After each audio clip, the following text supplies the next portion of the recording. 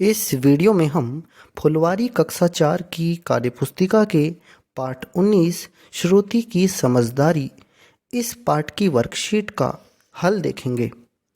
सबसे पहला हमारा प्रश्न है, इसमें नीचे लिखे शब्दों के अर्थ लिखें। तो यहाँ पर आपको इन शब्दों के अर्थ लिखने हैं। एक तरफ शब्द लिखे हैं, दूसरी तरफ इनके अर्थ आपको लिखने हैं। जैसे जोखिम, इसका अर्थ है हानि या नुकसान। ऐसे ही आवास, इसका मतलब है घर या मकान। प्रतिबंध, इसका मतलब है बंधन या फिर रोक। मेधावी, इसका मतलब है प्रतिभावान। अब हम देखते हैं आगे अपने दूसरे प्रश्न को। दिए गए कथनों में सही के सामने सही तथा गलत के सामने गलत का निशान बनाएं। यहाँ पर आपको सही कथन के आगे सही का निशान लगाना है और गलत कथन के आगे गलत का निशान लगाना है। पहला कथन है, इसमें श्रुति अपने कक्षा की मेधावी छात्रा थी। ये बात सही है, यहाँ पर सही का निशान लगाएंगे। श्रुति ने अपने आसपास के बच्चों का सरकारी स्कूल में दाखिला करा दिया। ये बात सही है, यहाँ पर सही का निशान लगाएंगे। इसी तरह से अगला कथन है, सोफिया और राजन के साथ कारखाने में कोई दुर्घटना नहीं हुई थी। तो ये बात यहाँ पर गलत है, उनके साथ में दुर्घटना हुई थी, तो हम इसमें गलत का निशान लगा देंगे। श्रुति ने बाल श्रमिकों को कारखाने से मुक्त नहीं कराया, उसने कारखाने से उन्हें मुक्त कराया था, तो यहाँ पर नहीं है इसमें, इसलिए ये कथन गलत हो जाता है। तो यहाँ पर आप गलत का निशान लगा देंगे। झुग्गी झोपड़ी की एक औरत श्रुति के घर में काम करने के लिए आती थी। ये बात सही है, तो आप यहाँ पर सही का निशान लगाएंगे। आगे देखते हैं। अगला प्रश्न है हमारा प्रश्न 3। आपके आसपास रहने वाले लोगों का मुख्य पेशा क्या है जिससे वे अपनी जीविका चलाते हैं? लिखिए।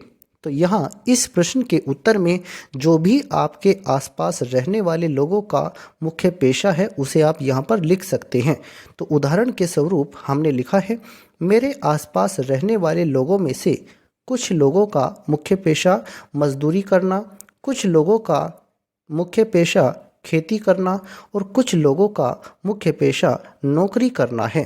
तो इस तरह से आप लिख सकते हैं। आगे देखते हैं। प्रश्न 4 है हमारा, दिए गए चित्र यानी पोस्टर में क्या संदेश दिया गया है? तो आपको यहाँ पर इन चित्रों को, इन पोस्टरों को देख करके इनके बारे में जो संदेश दिया गया है उसे लिखना है। पहला चित्र है, इसमें बेटी बचाओ बेटी पढ़ाओ इस बारे में संदेश दिया गया है। तो आप यहाँ पर लिख सकते हैं, पोस्टर 1 में बेटियों की सुरक्षा करना और उन्हें पढ़ा लिखा कर आगे बढ़ाने का संदेश दिया गया है। इसी तरह से दूसरे पोस्टर में स्वच्छ भारत मिशन के तहत कार्यक्रम जो चालू किया गया है, एक कदम स्वच्छता की ओर, स्वच्छता को अपनाने पर बल दिया गया है। तो यहाँ पर पोस्टर 2 में क्या दिखाया गया है?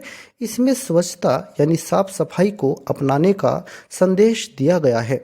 ये आप यहाँ पर लिख सकते हैं। आगे देखते हैं हम अपने अगले प्रश्न को। प्रश्न 5 है हमारा, विद्यालय न जाने वाले अपने आसपास के बच्चों की पहचान करें व उनके विद्यालय न जाने के कारण लिखिए।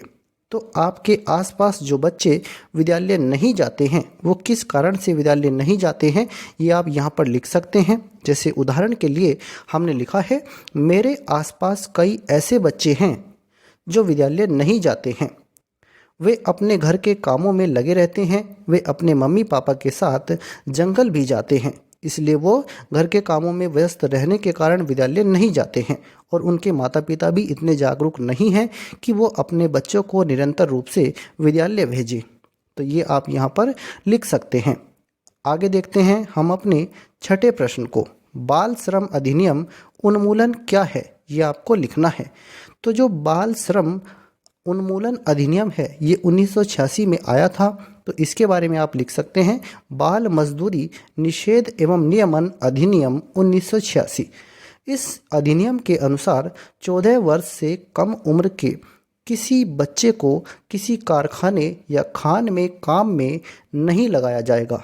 किसी बच्चे को जिसकी उम्र 14 वर्ष से कम है उसको किसी कारखाने में या किसी खान में काम करने के लिए नहीं लगाया जाएगा अथवा अन्य किसी जोखिमपूर्ण कार्य में नहीं लगाया जाएगा जिससे उसकी जान को खतरा हो।